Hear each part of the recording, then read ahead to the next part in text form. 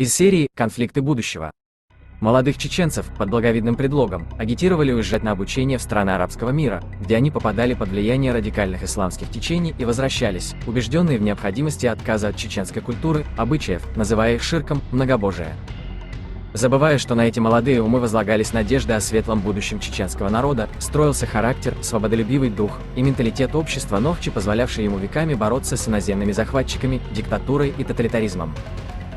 Подтверждением этому служат данные о росте популярности в среде молодых мусульман идеологии политического ислама.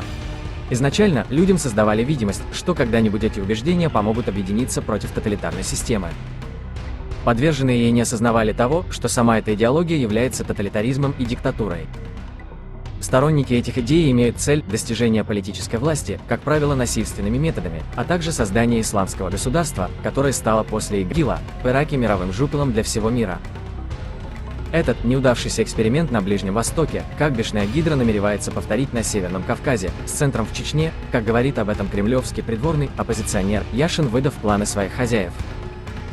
По мнению Яшина, Кадыров, ожидая политической дестабилизации в России, готовится создать на Северном Кавказе большой халифат, исламское государство с центром в Чечне. Нужно уточнить, что на самом деле это Кремль планирует создать на Северном Кавказе халифат, с центром в Чечне, когда возникнет кризис с средствами для обеспечения бюджетников.